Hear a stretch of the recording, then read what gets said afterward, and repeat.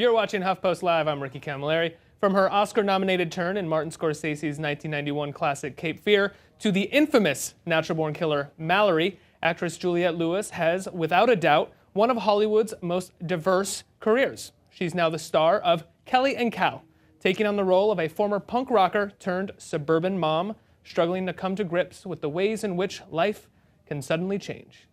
How was your day, Mommy? Good. I met a neighbor. You have great dress. Excuse me? Just a little junior in there should be more grateful. Get away from my house. I shouldn't have snapped at him. So he gets a free pass because he's in a wheelchair? No, but he's kind of the first real person I've met since we moved here. I accept your apology, and in return, I apologize if I admired your breasts inappropriately. Nice place. Welcome to the clubhouse. Sweet guitar. Yeah, listen to your mom. She's rocking it. Why do you look so surprised? I wasn't always a suburban housewife. I was in a band. I was young and wild. Hey, they're here! I'll be right down. Think fast.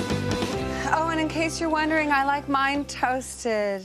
And we're joined now by Juliette Lewis. Hi! Hi. Thanks so much for being here. Thanks for having me. Should I tell everybody that I'm slightly giddy because I watch your show all the time, and now I feel like I'm in everybody's box? You're giddy. That sounded I'm giddy weird. that you're telling me that you watch the show all the time. It's unbelievable. Yeah, it's what I do with my morning coffee. You watch HuffPost Live. I do. What do you have any favorite segments or anything like that? I think what I like about this world is everybody's young and intelligent and thoughtful, and you guys cover a lot of different topics. Yeah, cover everything. Yeah. So tell me what drew you to this movie Kelly and Cal? What drew you to Kelly's story? Oh my gosh, this was something so special to me because I had just come off doing August Osage County. Yeah. With Tracy Letts, who's a brilliant writer, wrote that, and there's such incredible female characters in that. And then I read this script, and it was just a take on midlife that I'd not seen very often, especially a person's journey. But she's a new mom, and these questions of what am I doing with my life? I should be happier. Is this it? All those things, they resonated with me. And then there's one sentence in the movie where she goes, "I'm going through an existential crisis." And I literally had said that sentence to a friend of mine a few months prior, and I was like, oh my gosh, it's here. It's arrived in script version, something I have to do. It felt like someone was writing everything that you were going through a little bit in the past couple of months. Yeah, the themes. Oh, and also, now don't get me wrong, when I read it, I was like, what are you doing? Wake up. You know, I was like pissed off about it. And it's things like that, though, I want to do, the things that make me feel uncomfortable and challenge me. And it's also things we've done ourselves, you know, where you do something and you're like, I should know better than this. Because that's her involvement with Cal. It is slightly inappropriate.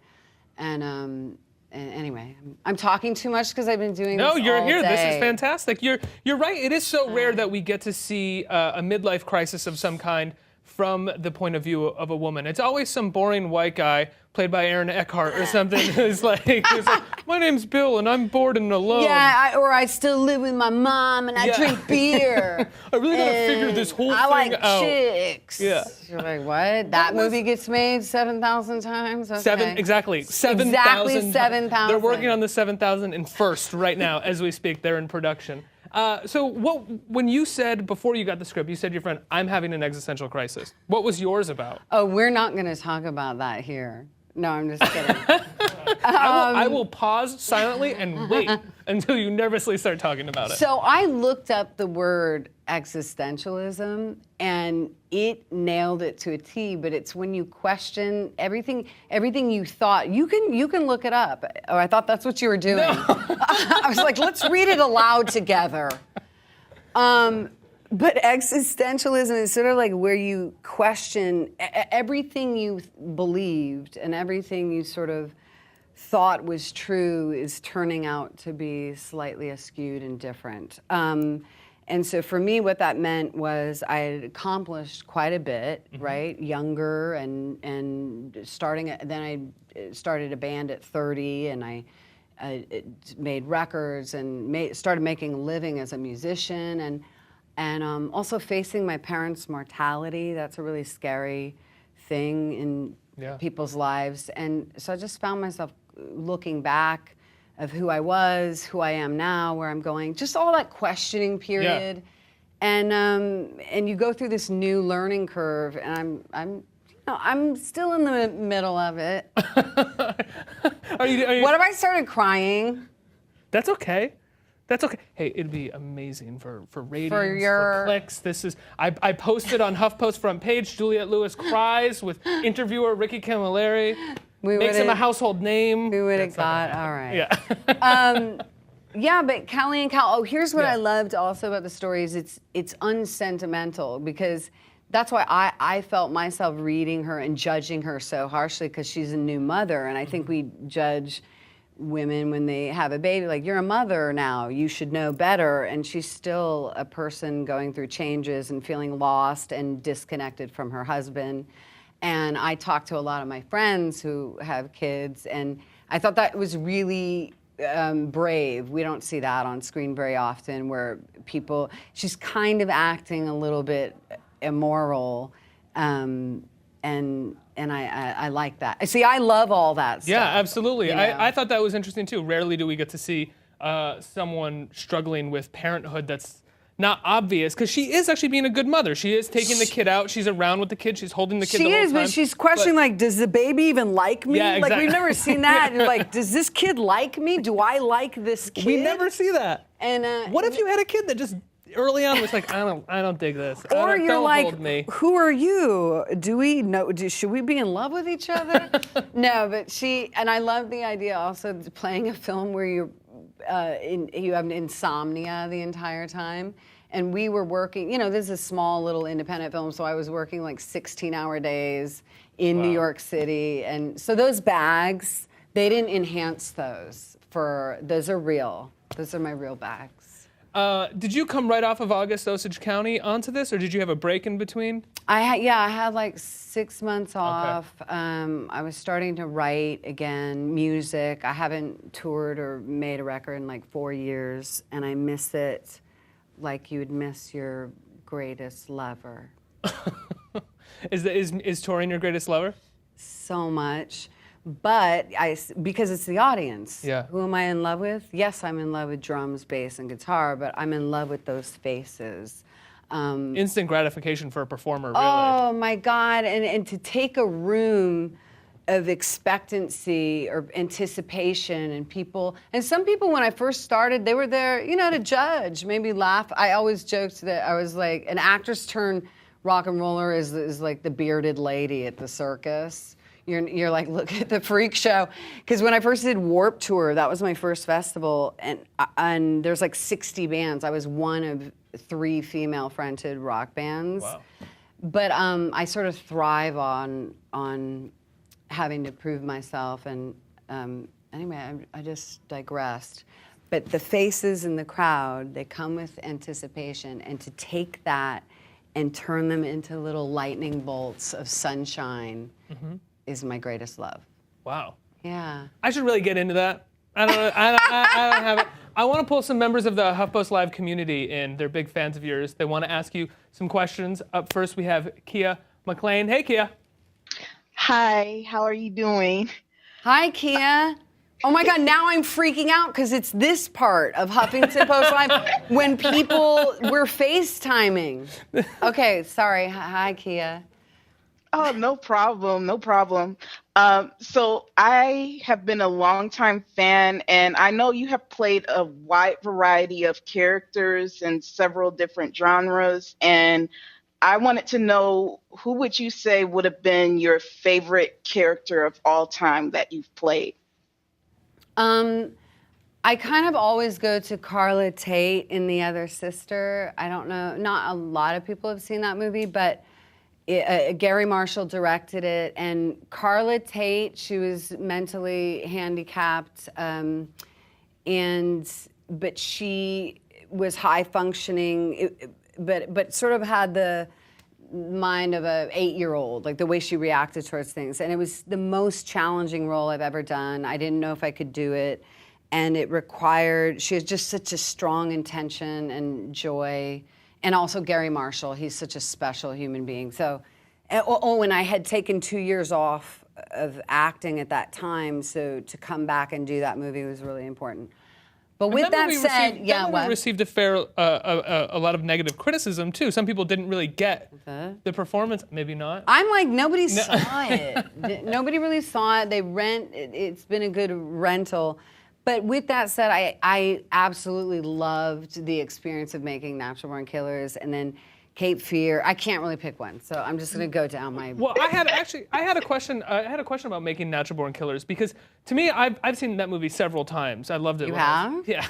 Weirdo. Sorry. It immediately tells me something about you. What does it tell you about me? It's just that you're one of those people that's watched Natural Born Killers. Yeah, I got posters of it. I've got I dry fire assault rifles alone in my room. You're a little bit crazy. Yeah, Can we click cheers? Absolutely. To being a little crazy. Yes, keeping it I can't crazy. really sip because it'll pause it for so long. Oh, okay. Anyway, go on. So the making of Natural Born Killers, because every scene has so many angles, seemingly so many takes. It looks like, you say it's a fun time, it looked like a pretty arduous process. Like, it looks like an arduous process while you're watching it. Well, let me explain to you. I think I'm slightly masochistic as a creative personality, because shooting that movie was really hard in that I had walking pneumonia in the prison. Wow. I walked through rattlesnakes.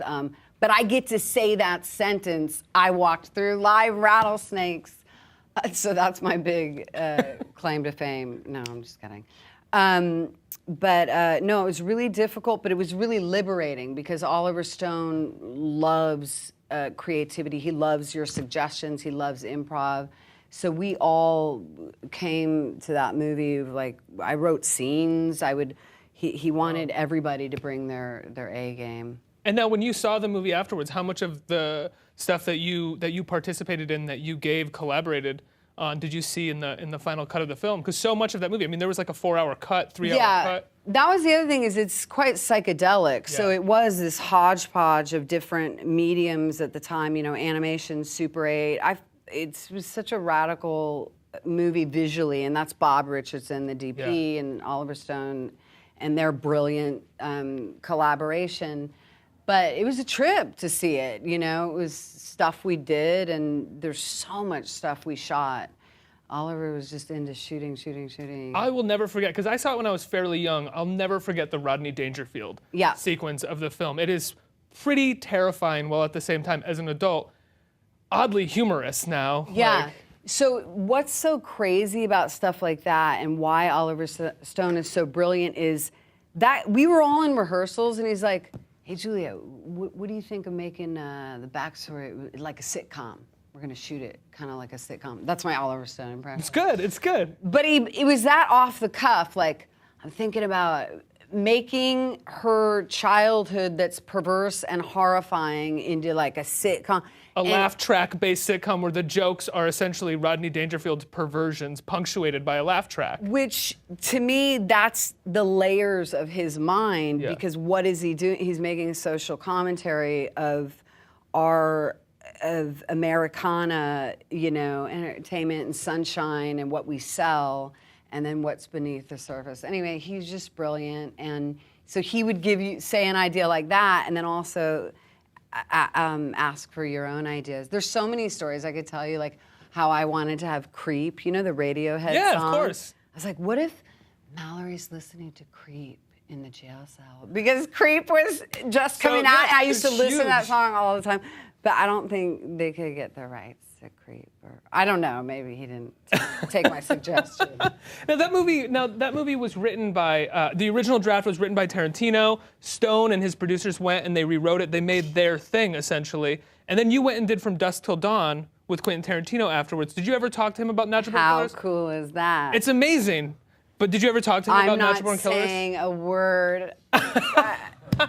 That we have chatted, me and Quentin. Quentin's awesome, and Basically, I know all the stuff that you all know publicly. If there were so many There's weird, bad blood or something. Yeah, there was bad blood. Mainly, I think the producers and stuff. But I didn't know that at the time when I was doing the film at all.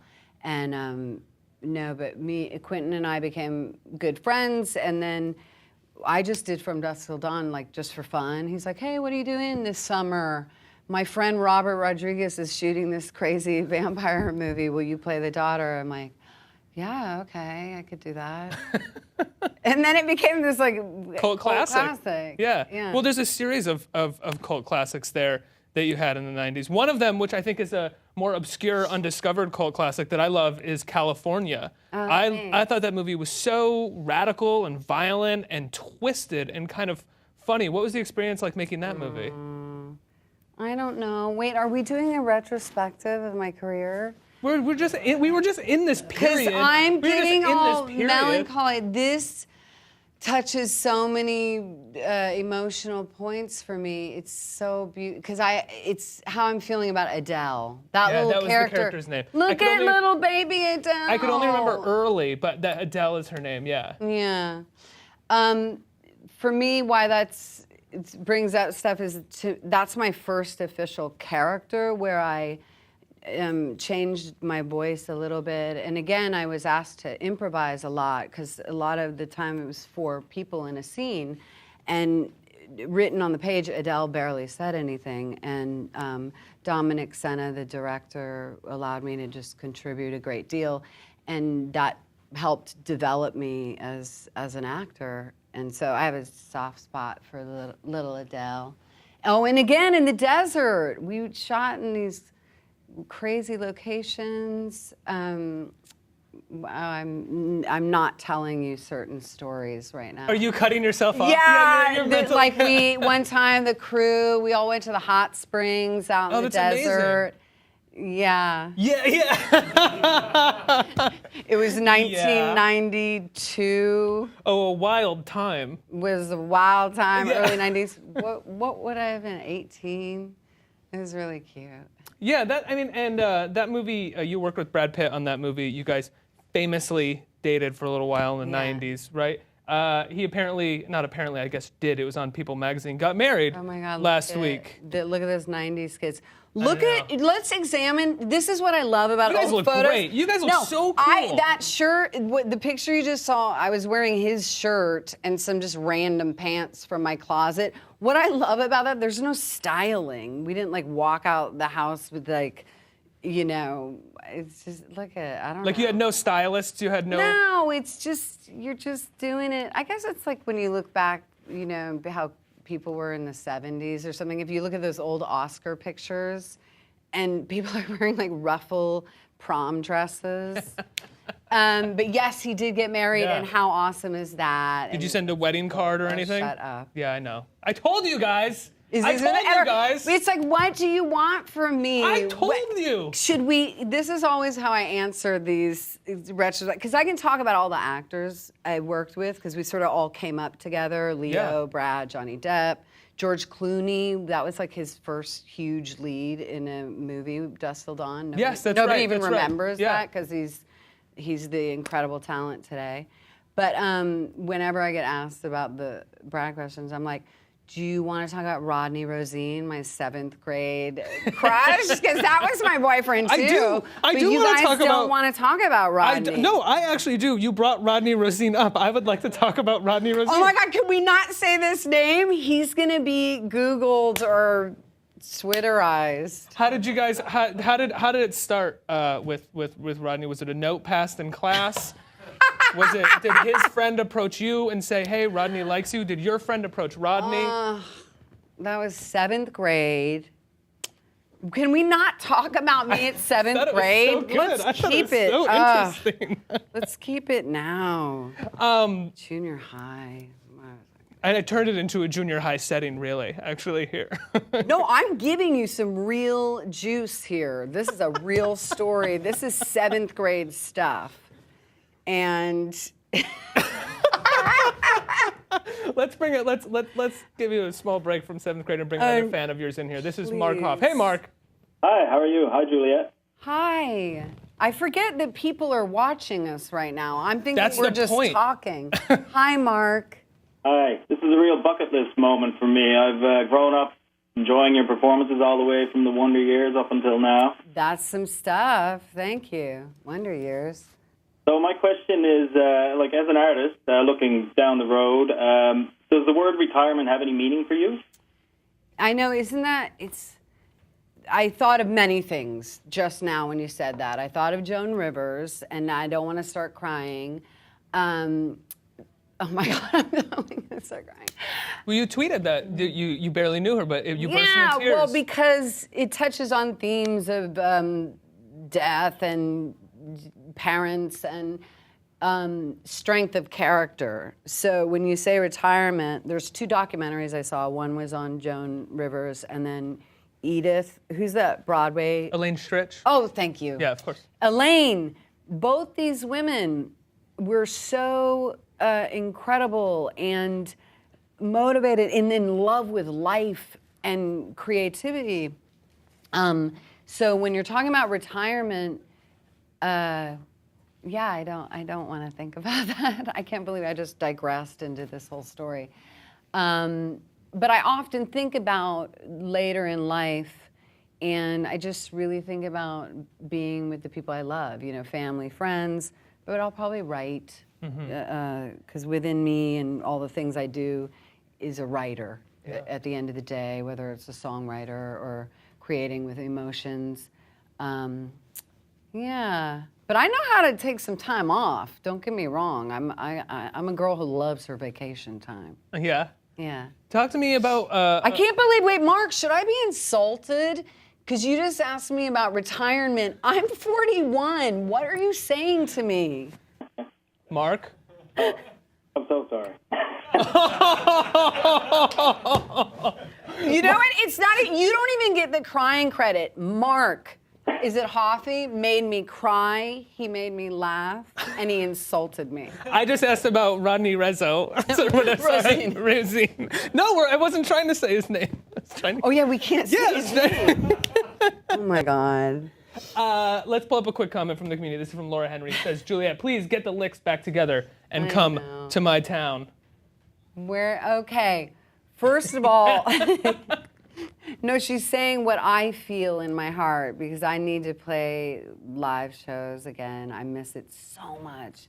And what's so funny is when you live on the road, you start to pull your hair out. You go crazy because you're on the grind and you pull up to these dirty rock clubs. And, But I miss all of that. So to answer your question, I'm releasing an EP next year, EP or full length, I can't decide, and I will start playing again. But I'm going to put it together a new band. It's not the Licks.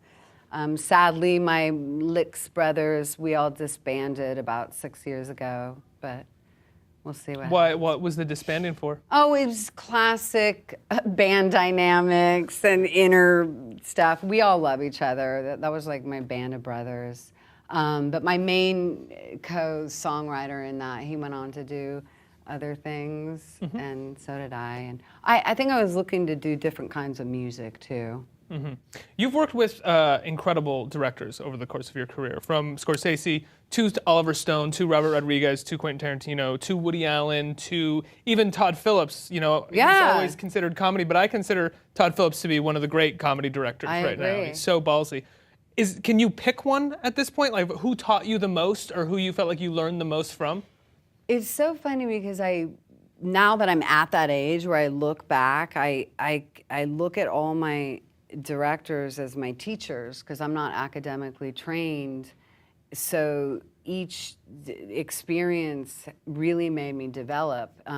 Woody Allen was hugely important, and Oliver, like I said, Scorsese was one of the most important because nobody knows this, but right before I did Cape Fear, I was going to quit acting. I think I was 16. I was like, this sucks. I don't think I'm cut out for this. Because I was doing sitcoms. I was doing TV shows where You were doing I Love Mallory, essentially. Yeah, exactly. And my style of acting, nobody got, and I didn't even know what it was, but it's naturalism is what I aspire to give and be, unless it's a broad comedy or something. Right. But when I worked with Scorsese, he basically validated my instincts, and he made me feel like I had something that was worth preserving, and it gave me confidence, and it was huge because every artistic personality, you need a teacher, you need someone that sort of makes you feel like going forward, like to keep going. What was it like working with Robert De Niro on that film? Was he? I can imagine it going two ways. Either one, he takes you under your wing and he guides you and lets you know that this is all pretend, or two, he really just tries to make you intimidated the entire time you're shooting. Well, let's first explain. He's playing a sociopath in Exactly. the movie, and Yeah. and he's not method, but he's committed. So. Which is a nice way of saying method sometimes. No, he was so beautiful to me to work with because he's a man of few words. At that time, he's shy, but also he's intensely committed to the part. And he would always say hello to me and goodbye and thank you, and he was just really sweet with me. But no, we didn't talk a great deal. I was also I was painfully introverted. So it was really just when we got in front of the camera and played both our roles, it was like real cat and mouse.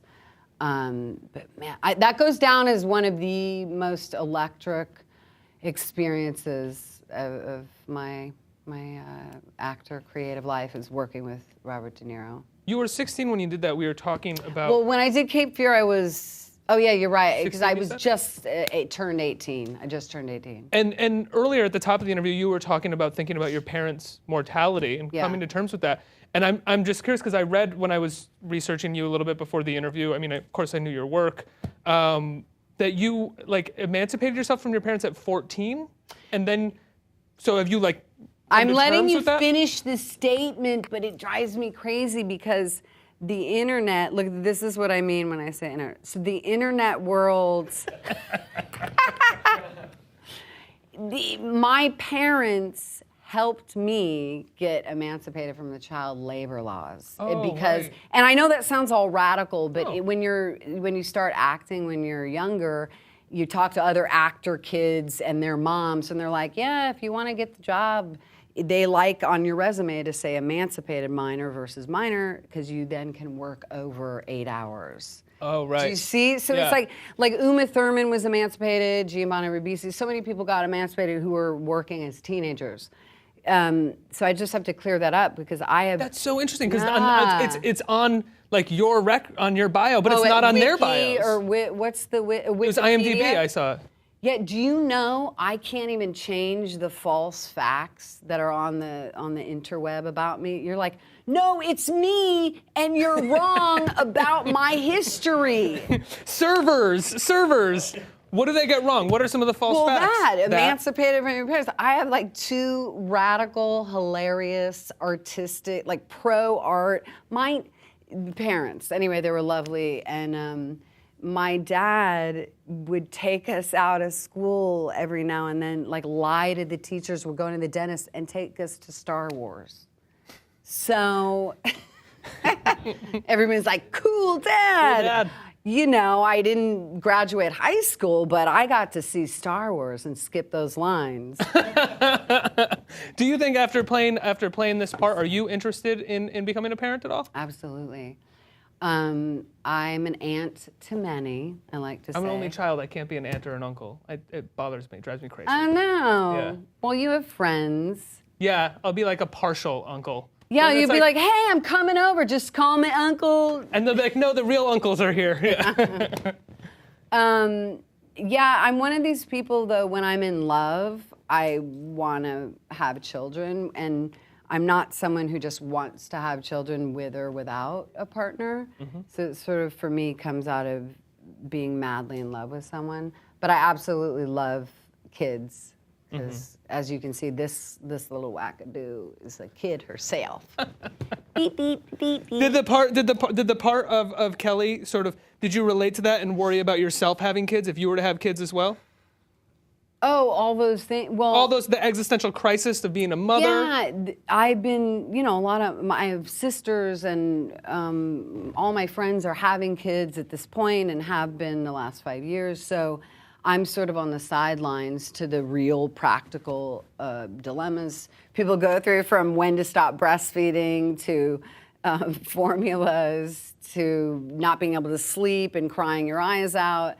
So I don't know. I love being a friend to all my friends who go through that, and I don't know. I'll go through all of it myself, I'm sure. And you love HuffPost Live, and we love having you here. Will you come back? We can dispel more rumors. Oh yeah, what should we dispel next? I'm just kidding. That was asking for trouble, that statement. Yeah. You're so lucky that they're yelling rap, rap, rap in my head. Oh, right they now. are? Here's what I say. I'm one of these, I don't care what people say or anything.